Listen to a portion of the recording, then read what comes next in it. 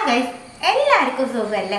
ഇന്ന് നമ്മൾ പരിപ്പ് കാളനാണ് ഉണ്ടാക്കാൻ പോണേ. ഈ കൂട്ടാൻ്റെ പ്രത്യേകത എന്ന് പറയുമ്പോൾ ഓരോ സ്ഥലത്തും ഓരോ രീതിയിലാണ് ഉണ്ടാക്കുക. ചില ഇല്ലങ്ങളിലും ചില രീതിയിലാണ് ഉണ്ടാക്കുന്നത്. ചിലർ ഇതിൽ മോര് ചേർക്കും, ചിലർ ഇതിൽ പുളി ചേർക്കും, ചിലർ മോരും പുളിയും ഒന്നും ചേർക്കാണ്ട് തന്നെ ഉണ്ടാക്കും. ഞാൻ ഇന്ന് എൻ്റെ ഇല്ലത്ത് ഉണ്ടാക്കുന്ന രീതിയിൽ മോര് ചേർത്തിട്ടാണ് റെഡിയാക്കാൻ പോണത്.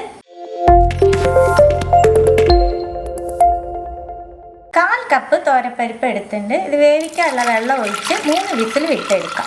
പരിപ്പ് വേവുമ്പോഴേക്കും നമുക്ക് വെള്ളരിക്ക മുറിച്ചെടുക്കാം. ഈ കൂട്ടാനിന് വെള്ളരിക്ക തന്നെ വേണം, നിർബന്ധമൊന്നുമില്ല കേട്ടോ. ചേന ഉപയോഗിക്കാം, കായ ഉപയോഗിക്കാം, ഇളവൻ ഉപയോഗിക്കാം, കുമ്പളങ്ങ ഏതാണോ ഇഷ്ടം ആ പച്ചക്കറി നമുക്ക് ഉപയോഗിക്കാം. ഇത് നമുക്ക് തൊലിയൊക്കെ കളഞ്ഞ് ചെറിയ പീസായിട്ട് നുറുക്കി എടുത്തിട്ട് വരാം. പരിപ്പ് 3 വിസിൽ വിട്ടെടുത്തിട്ടുണ്ട്. ഇതിലേക്ക് നമ്മൾ നുറുക്കി വെച്ചേക്കണ വെള്ളരിക്ക ചേർക്കാം.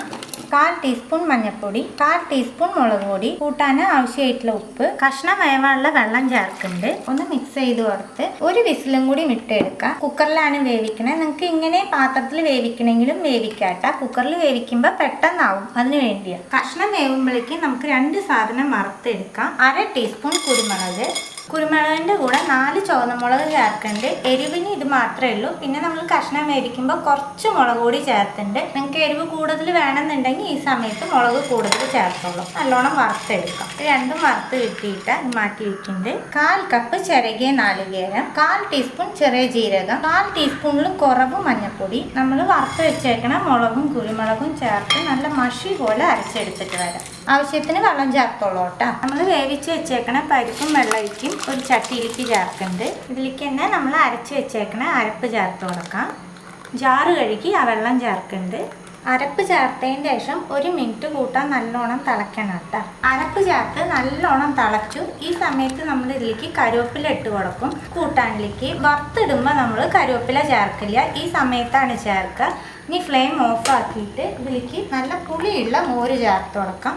ചട്ടി ആയ കാരണമാണ് കേട്ടോ ഞാൻ ഫ്ലെയിം ഓഫ് ആക്കണം. ചട്ടിയിൽ ചൂടുള്ള കാരണം നിങ്ങൾ വേറെ പാത്രത്തിലാണ് ഉണ്ടാക്കണമെന്നുണ്ടെങ്കിൽ മോര് ചേർത്തതിന് ശേഷം തിളയ്ക്കണ മുമ്പ് ഫ്ലെയിം ഓഫ് ആക്കിയാൽ മതി. പുളിക്ക് അനുസരിച്ച് മോര് ചേർത്തോളൂ. ഇനി നമുക്ക് കൂട്ടാൻ വറുത്തിടാം. വറുത്തിടാനായിട്ട് പാനിലേക്ക് 1 ടേബിൾ സ്പൂൺ വെളിച്ചെണ്ണ ചേർക്കുന്നുണ്ട്.